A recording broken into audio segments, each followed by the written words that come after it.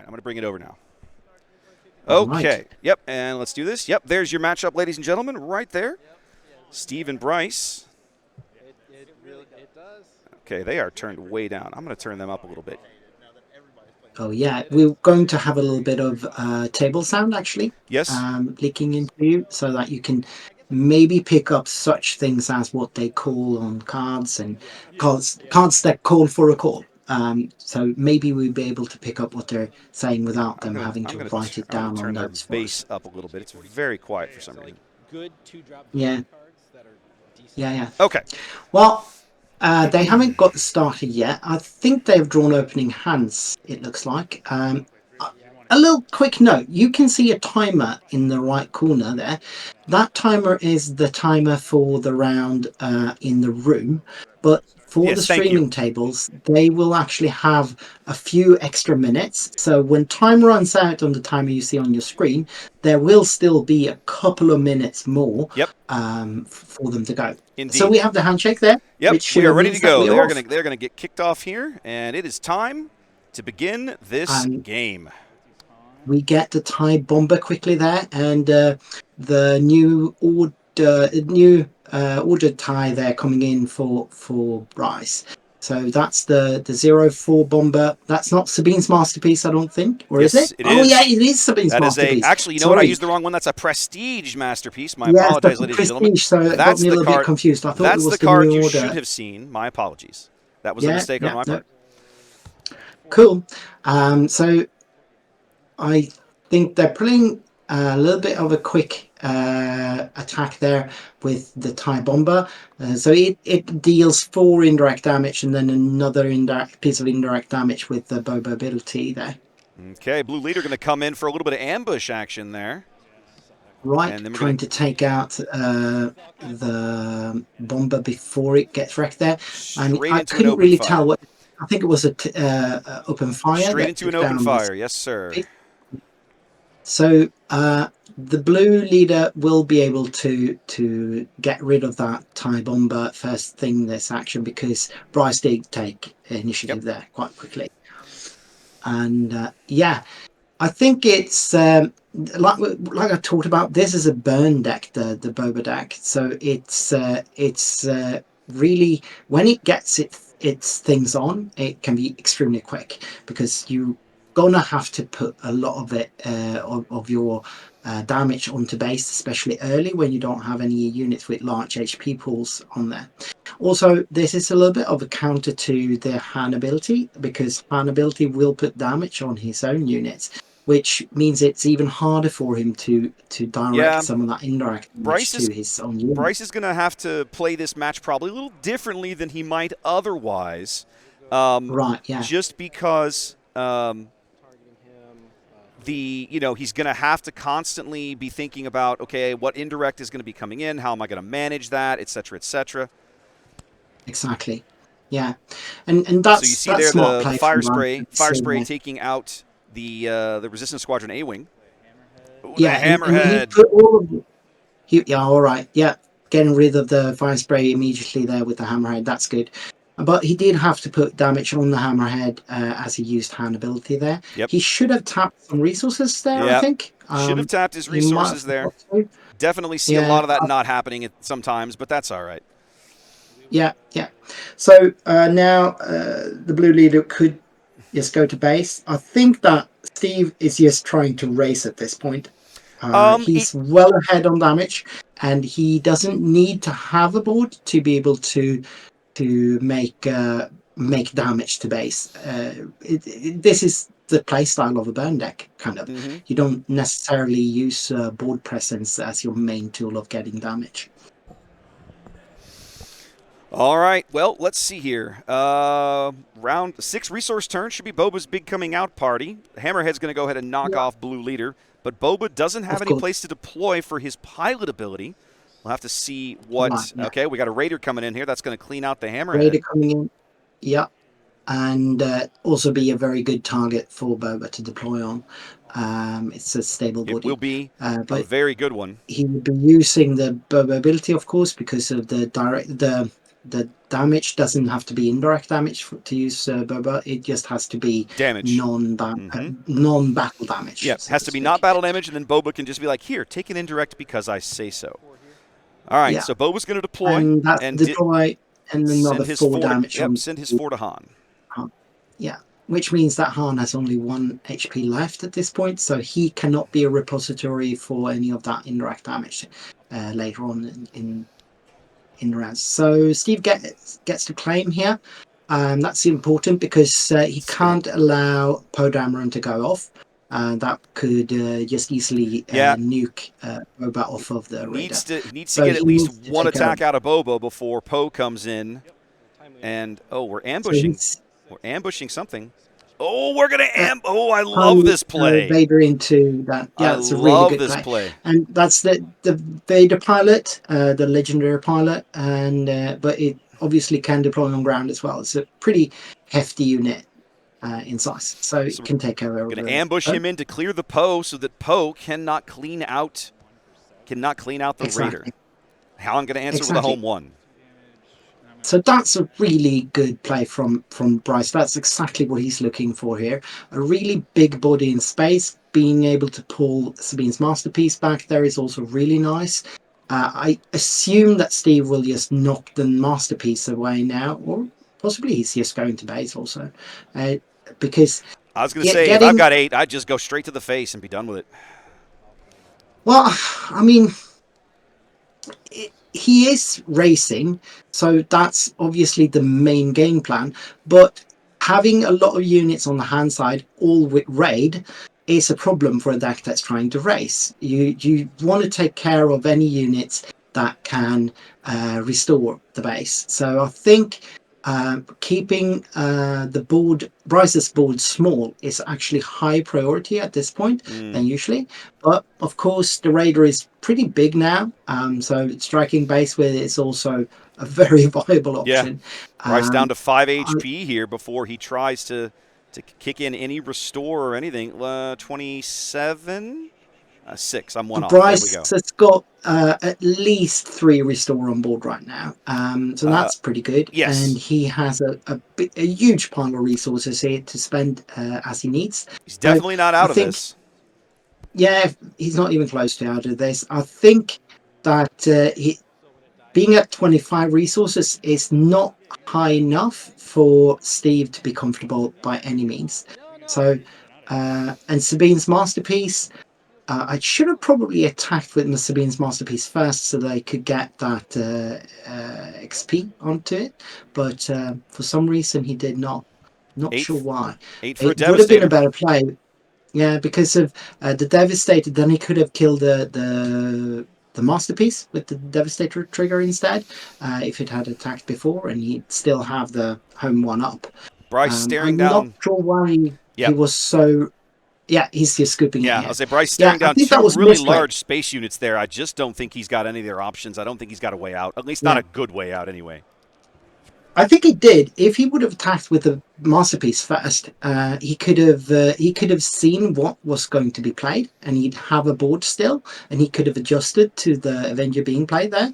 I think that being so eager to hit with the home 1 there was a mistake. Okay. That's at least the way I think I'd have All played right. Well, while a the little bit. go ahead. You don't want to make the big decisions when there's so many open resources and when you don't know what's coming and what's going on. You want to keep, since the raider had already attacked, you want to keep your options open. There's no hurry to attack it. Okay. All right. Well, guys, listen. While these guys sideboard, I've got some ads we're going to be playing over the course of the day. So let me go run one of these ad rolls for you. We'll be back in a couple of minutes. Welcome in, everyone. Thanks for being here. One of the most common questions I get is, how can I support what you're doing with live event coverage of Star Wars Unlimited? Luckily, there are lots of ways, and not all of them actually cost anything. For starters, if you're tuned in on YouTube, throw the live stream a like and subscribe to the channel. A couple of simple clicks, and you'll have helped YouTube's algorithm put more of my Star Wars Unlimited content in front of people who might be interested. If you're tuned in on Twitch, simply throw me a follow. Both of these things won't cost you a cent and actually help a lot more than you think. If you're an Amazon Prime member, you might be able to support me on Twitch with only a few clicks. Once you've linked your Amazon account to Twitch, check the QR code on the screen for help doing that. You can use your Prime subscription to me on Twitch. It's already included in your Amazon Prime membership and costs you nothing additional out of pocket. Similarly, over on YouTube, you can use the Super Chat functionality. Just click the little dollar bill looking icon on the bottom right corner of the screen below the chat window. This is sort of like a tip, right? You can choose a dollar amount on a little scrolling bar and it highlights your chat message simultaneously. If you're interested in helping ensure these kinds of high quality Star Wars Unlimited tournament streams continue well into the future, I would also ask you to check out my Patreon over at patreon.com/craptor. QR code on the screen will take you there. I have 4 tiers of support that each come with various benefits, up to and including the embroidered polo shirts you see the team and I wearing on the stream when we cover events. For the cost of only a single booster pack per month, you can support these kinds of productions and get some really fun perks along the way. Whether you choose to pitch in and help keep us on the air or not, thanks for being here. We love Star Wars Unlimited, we love the community, and we look forward to showcasing more of both in the future. All right, guys, welcome back. Game 2 will be underway in just a moment. Sideboarding looks complete. These guys are shuffling up and getting ready to go here. So, Victor, you were talking about, Steve was racing, and it felt, in the end, it obviously worked for him. Part of me thinks that that's the right idea for Boba in this situation, because the indirect damage, very frequently you present your opponent with bad options about how it gets managed. Either they have to distribute on the boards and risk their units, or put it on the base, which ultimately is where you want it anyway as the indirect player. So I feel like I really like how Steve navigated that matchup, and I got to say, this is the first time I think I've ever seen anybody pair this Boba with Data Vault, which is one of the reasons I kind of wanted to see this match. There's so much indirect damage in yellow. We're commonly seeing this Boba paired with yellow for cards like Radiant 7 or Torpedo Barrage. But this green pairing gave him access to things like Timely Intervention or something. Which is like, that was a huge play, being able to get rid of the Poe and still get another attack out of his beefed up Raider with his leader on it. Exactly, yeah. I think this is a really interesting deck. I would have not expected to see a Devastator there, and that just closed out the game, being able to remove the. I even made a mistake there. I was thinking for a moment that it was the blue Avenger, and it obviously was not. It was the red Avenger. Yeah, that was Devastator. The Devastator, yeah. So I was confused there, and given that it was the Devastator, it really didn't matter what Bryce did. So my rant about his misplay was completely characterizing the play there. Chat talking about how the only green card we saw was Timely Intervention, but we did see a Traitorous as well, a fairly impactful Traitorous in my opinion. Yeah. All right, game 2 underway so. here, guys. Let's start. Let's do the thing. So we've got Sabine unit here, and I think that's good because she's got 3 HP. And at this early stage of the game, I think Bryce don't want to use the ability. He wants to play units. He can't race the Boba deck, at least not early on.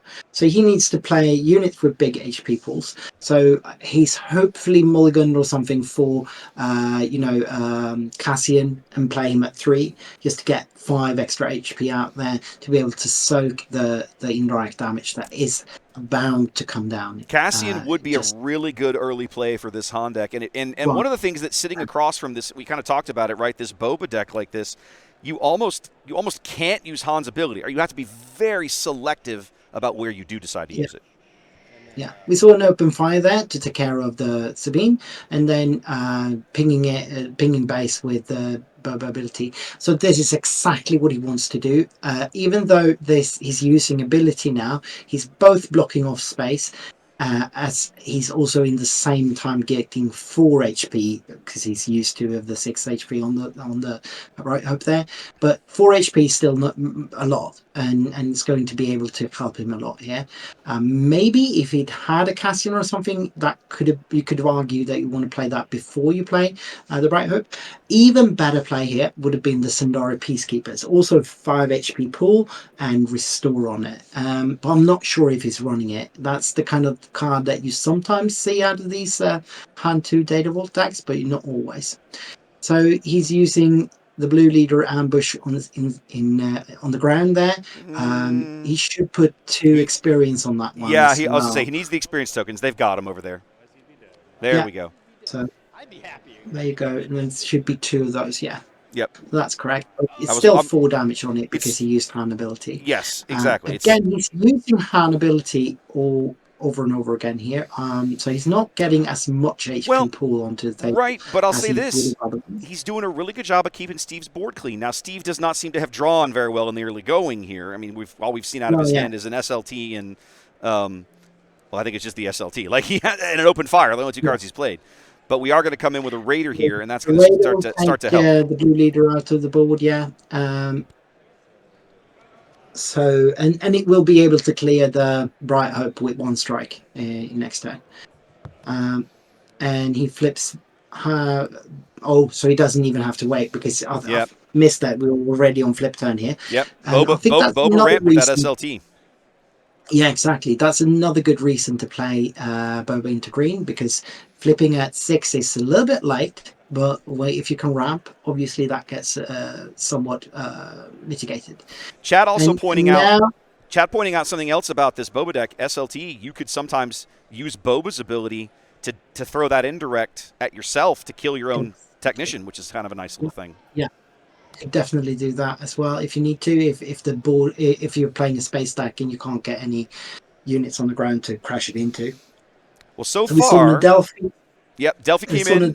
Han pushed 5 in. And that's a good play there. It's got a really big health pool, so it can absorb some of that indirect damage that might be coming. And also Han is completely clean at this point. So right now, Bryce has 6 HP to work with, and that's a really good position. I think Bryce is in a lot better position now than he was in last game. Another timely out of the hand here, as we're going to ambush in a Raider. Yeah. Yep. Yeah. It's going to taking out the Delphi there and getting 2 damage to base from the ability. No Boba ping this time, of course, because Boba's deployed. Yeah. And Bryce really, really needs to see a Poe at this point. That's very important. Instead, he gets that's a really good unit for him right now. The Guerrilla Attack Pod is that seems to me to have been a sideboard card, and it's probably really good because it kind of turns any indirect damage to his advantage at this point. This is a big booby where you do want it. You want to put the damage on it. I was having dinner last night during the KTOD meetup with some guys from Edmonton who were here today. One of whom had won his recent PQ on this version of Han with ECL, and I asked him, "So have you made this SWAT data vault like everybody else?" And he said, "Yeah, I have." And we were talking about this exact card, the Guerrilla Attack Pod, about how good it is in Han. Talking about how he said, I've reached a point where I don't necessarily mind, if I've got that card in hand and I'm going up against Kira, he comes in as super laser blast me. Fine, I can literally play this card out and still hit him that turn with it, which is a really nice card. Yeah, no, I think the attack pawn has, especially in Han where you can self damage it, it has a lot of legs. There are several matchups where I can see it be really, really good. Might be something smuggled here. Timely. Interesting. A timely of our own coming from the right-hand side of the board. What are we ambushing in? A Sabine's Masterpiece. Sabine's Masterpiece. That's really nice. He's only got red units on the board right now, so he's only getting a ping on the attack there, and then he's crashing it into the open radar, which is, he needs to get those things off of the board. Yeah. Does feel a little bit like a desperation play, but it is unfortunately the best he's got right now. Yeah, he has to. It's not good. The Raider, that's the thing with the Raider, isn't it? It's giving you a bad proposition no matter what, but you kind of have to take it out. This is the correct line of play, I think. And we got the fire spray there. But this is what we talked about. Now he gets to put the indirect damage onto the attack pod. He's a lot behind on the base race. No, did you see what happened there? Steve chose himself for the indirect damage specifically to avoid giving Bryce the opportunity to put it on the pod. Exactly, and that makes some sense because Bryce hasn't got that many space units that can take care of big things like the radar, and the fire sprays is certainly not the main priority for Bryce to take care of. It's just a small one. So Bryce scoops it there. Yeah, he just can't handle the radar there. Oof. It's just too big and doing too much damage. So yeah, game 2 also goes to Steve. A really interesting deck. I'm curious to see how it stacks up into this meta though, because I can't really tell from what we saw here what kind of top end he's got beyond the Devastator we saw last game. So it's going to be interesting to see how this deck stacks up into something like Kira, or something with a lot of healing going on, or something really quick like a really fast deck, like a regular Sabine, or even Sabine Yellow, or something that can go really fast. Indeed. All right, well, a solid win for Steve here. I'm realizing now I forgot to introduce the players at the start of the match. I'll have to do a better job of that going forward in future Oh, I did. rounds. Yeah, I did. Yes, you did, but I have screens for that with a little lower thirds that show everybody where Ooh. they're from and all this sort of thing, and I just failed, so that's okay. It's not a problem. Well, that'll be on for the